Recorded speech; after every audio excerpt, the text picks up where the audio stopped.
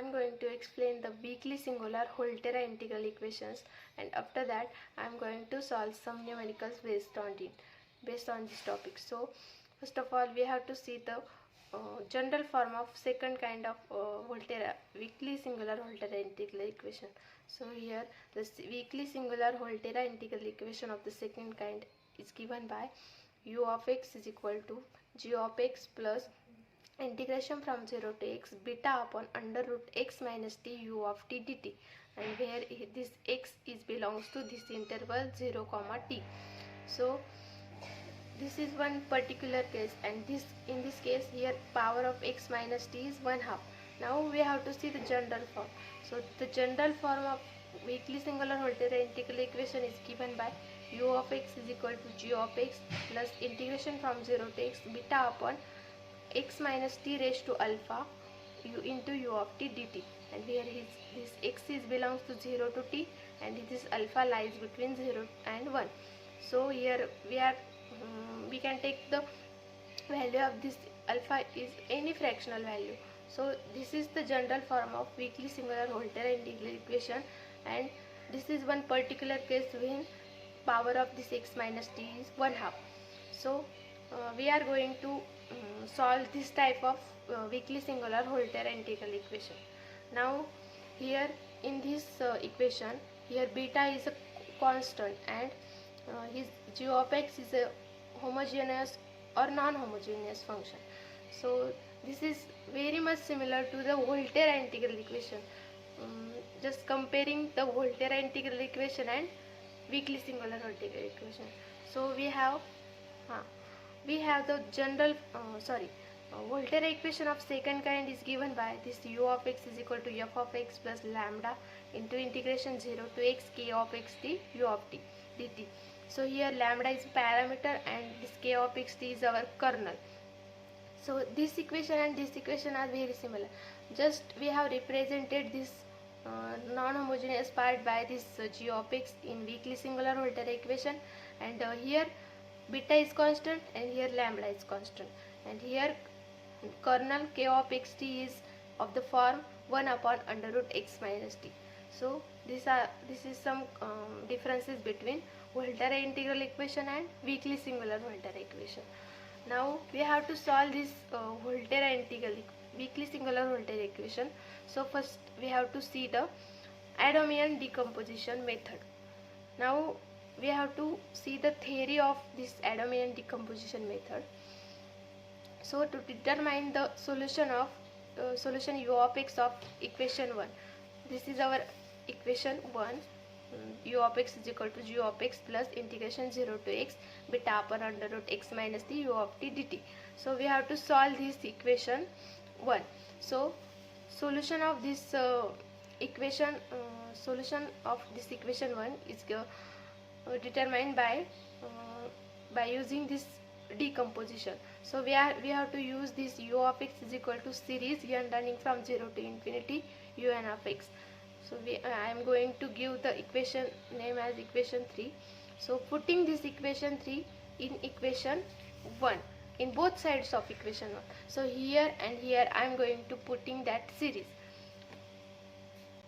Now here I have put it in LHS and RHS in both side of equation 1 this series n running from 0 to infinity un of x and series n running from 0 to infinity un of t. Here I have just changes that parameter.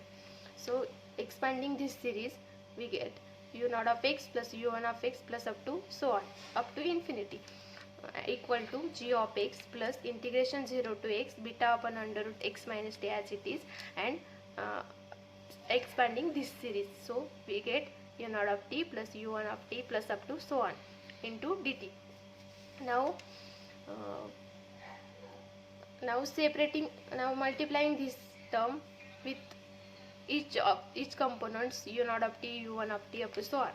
So we get g of x LHS as it is equal to g of x plus integration 0 to x beta upon under root x minus t into u naught of t dt plus integration from 0 to x b of beta upon under root x minus t into u1 of t plus up to so on. now we have to compare the LHS and RHS.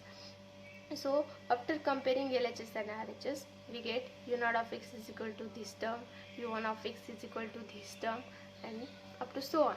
So the components u naught of x, u1 of x, u2 of x plus up to so on are immediately determined upon applying the following recurrent algorithm.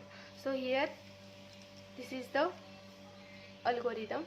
So u naught of x equal to g of x, u1 of x is equal to integration 0 to x beta upon under root x minus the u naught of t dt, u2 of x is equal to integration from 0 to x beta upon under root x minus the u1 of t dt. So just we have expanded this series and we get these terms, this component, value of these components. So u naught of x is equal to g of x, u1 of x is equal to this term, and up to so on. So we have to use this u naught of x, u1 of x and u2 of x in the series that we have described in this equation 3. So let's putting this all the components in equation 3 and we get the solution, final solution. Therefore just I have written this, the solution u of x of equation 1 will be easily obtained in the form of convergent power series by substituting the derived components. So this was the theory behind the Adamian decomposition method. Now we are going to solve problem based on this weakly singular Volterra integral equations. Let us solve this problem. U of x is equal to root x plus 1 half into pi x minus integration from 0 to x 1 upon under root x minus t u of t dt, and this interval is given by as close interval 0 to 2. We have to solve this weakly singular Volterra integral equation. So how can we identify that this is the weakly singular Volterra integral equation? It is obviously in the form u of x is equal to g of x plus integration from 0 to x. Here beta is given by -1 because in the general form we have plus integration 0 to x beta upon under root x minus t u of t dt. So by this kernel we can easily identify the type of this type of integral equation.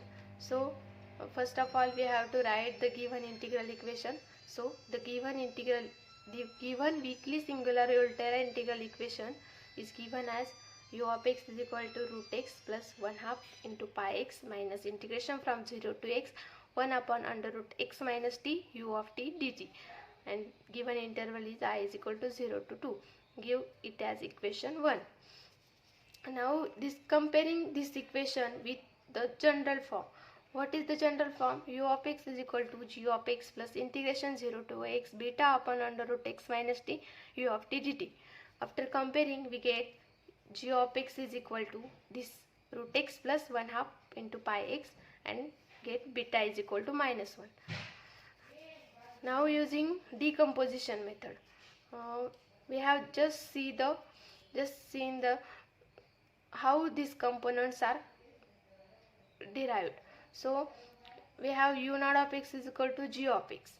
So we get u naught of x is equal to this. Here g of x is root x plus 1 half into pi x. So we get u naught of x is equal to root x plus 1 half pi x. Now we have to calculate u1 of x. So what was the formula for u1 of x? u1 of x is integration from 0 to x beta upon under root x minus t into u naught of t. So now putting the value of beta and u naught of t.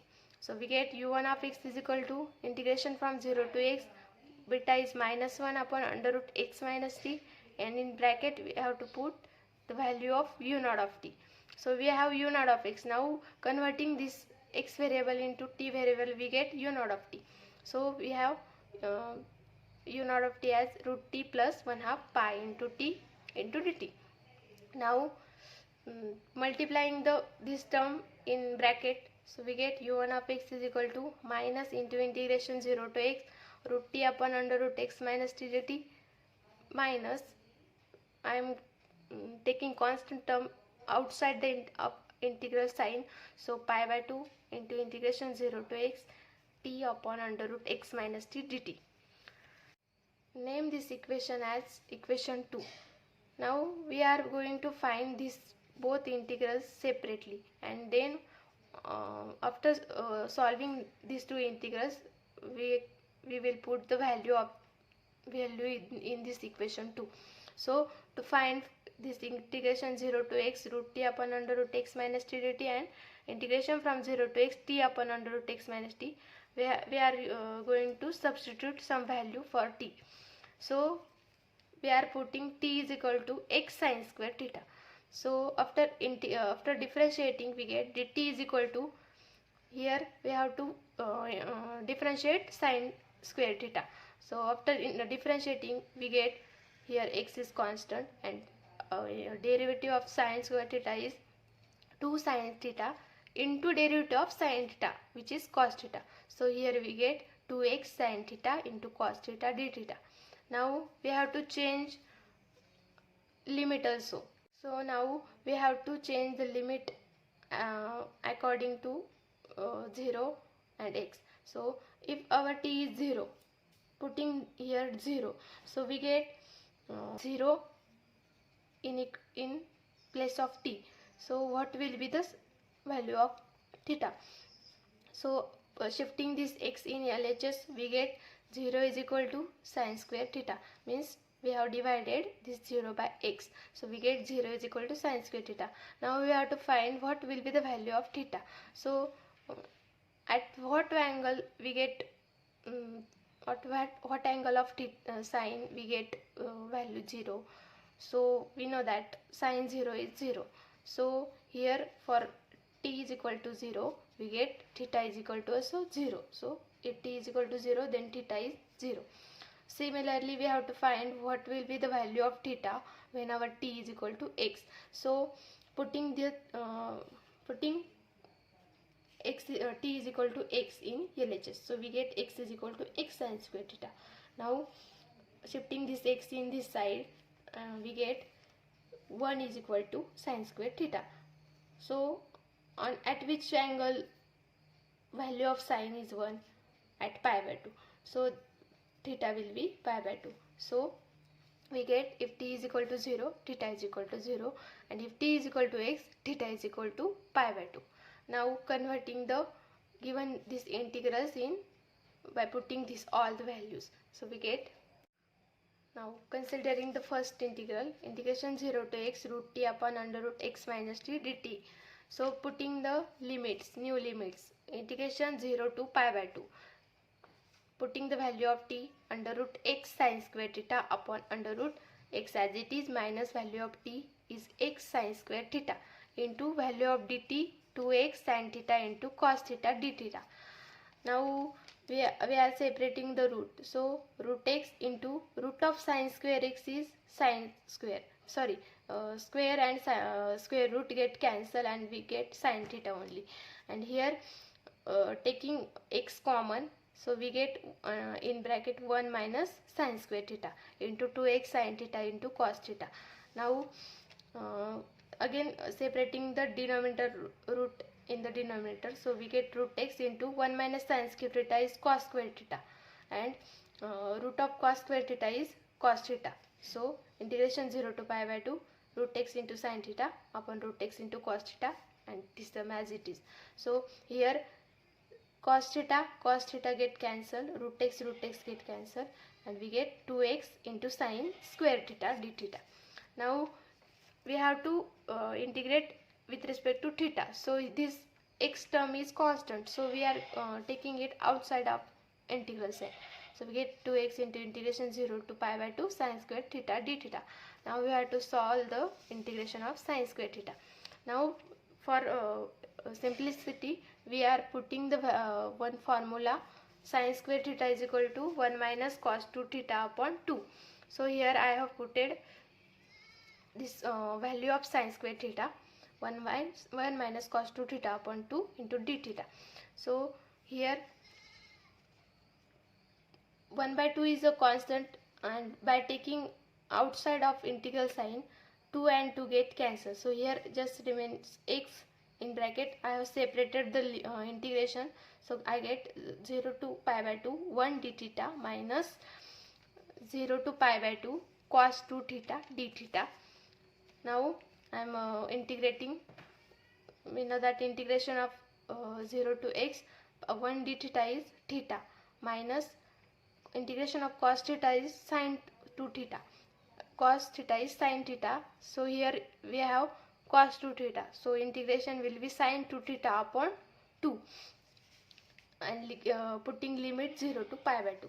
Now we have to put the limit, upper limit and lower limit. So x in bracket, upper limit is pi by 2 minus sin pi by 2, sin 2 into pi by 2, so I get 2 to get cancelled and I get sin pi upon 2 minus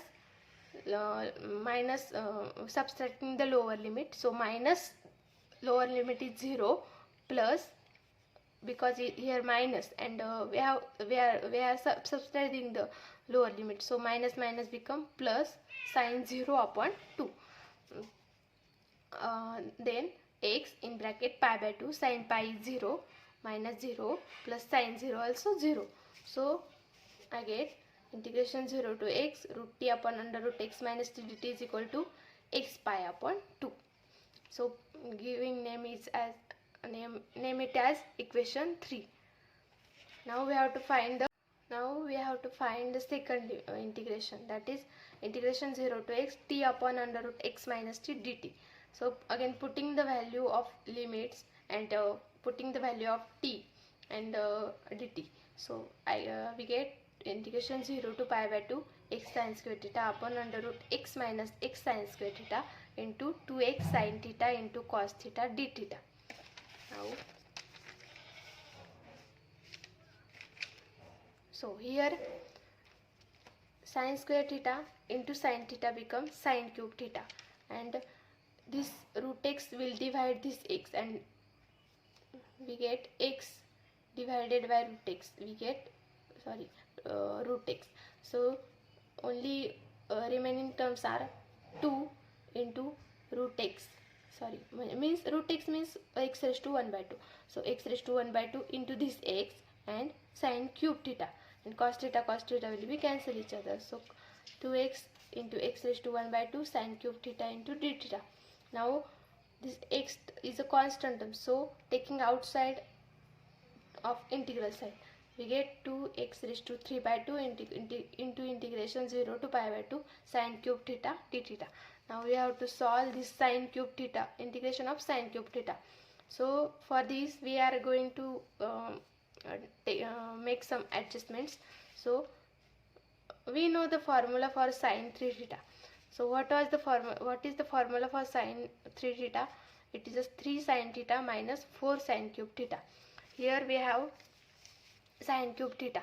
Now we have here 4 sin cube theta. So if we construct here 4 sin cube theta, then it will be easy to calculate this integral. So here I am making some adjustment. So here I am multiplying and dividing by 4 to this integral. So here I get 2 upon 4 x into x raised to 3 by 2 into integration 0 to pi by 2 4 sin cube theta into d theta. Now putting the value of 4 sin cube theta here, so I get here 2 by 4 become 1 by 2 into x raised to 3 by 2 into integration 0 to pi by 2 3 sin theta minus sin 3 theta d theta. So now integrating this term, so here 1 by 2 in x raised to 3 by 2 as it is into in bracket I am integrating this term. So here integration of sin theta is minus cos theta, so here 3 is constant into minus cos theta plus integration of sin theta is minus cos theta, here minus and becomes integration of sin theta is minus cos theta, so minus minus become plus into cos 3 theta upon 3, and this limit 0 to pi by 2. Now putting the upper and lower limit, so we get 1 by 2 x raised to 3 by 2 as it is in bracket minus 3 cos pi by 2 plus cos 3 into pi by 2 means cos 3 pi by 2 upon 3 plus 3 into cos 0 means putting lower limit, so subtracting lower limits, so minus minus become plus 3 into cos 0 minus cos 0 upon 3. Now 1 by 2 into x raised to 3 by 2 in bracket cos pi by 2 is 0, so this term becomes 0, and cos 3 by pi by 2 also 0, so this term becomes also 0, plus cos 0 is 1, so plus 3 minus cos 0 is 1 means minus 1 by 3. Now 1 by 2 into x raised to 3 by 2 in bracket 3 minus 1 by 3 means 9 minus 1 by 3 means 9 minus 1 is 8 by 3. Now I am multiplying this 8 upon 3 into 2 is 6 into x raised to 3 by 2. Here 8 by 6 means 4 by 3. So we get integration 0 to x t upon under root x minus t dt is equal to 4 upon 3 into x raised to 3 by 2. So name it as equation 4. Now we are going to use equation 3 and equation 4 in equation 2. So what was our equation 2? So this was our equation 2. So now putting the value of equation 3 and equation 4 in this equation, so we get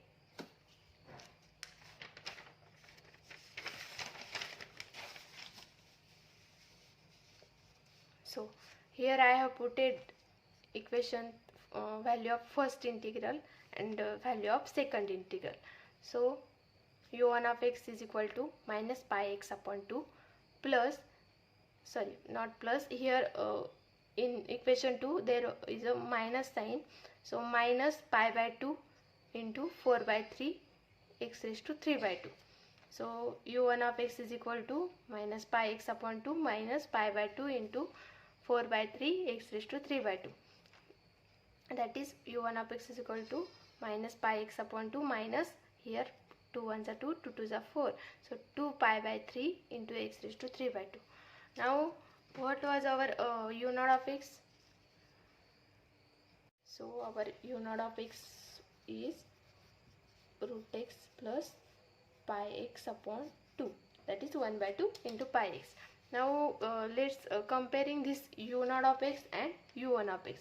So here pi x upon 2 plus pi x upon 2 and here minus pi x upon 2. So if two terms appears in u0 of x and u1 of x but with same terms but with opposite sign, then these terms will be called as noise terms. So here the noise term plus minus pi x upon 2 appears in the components u0 of x and u1 of x. So while in this case what will be our next step? So we are going to cancel the term, this noise term, from zeroth component means u0 of x, and then we get, after cancelling this noise term from this u0 of x, we will get only root x. So that root x will be our final solution. So after getting noise terms in u0 of x and u1 of x, we are going to cancel this noise term from our zeroth component, that is u0 of x, and after that we will get this u of x is equal to root x. This is the required solution of our weakly singular Volterra integral equation 1. So thank you.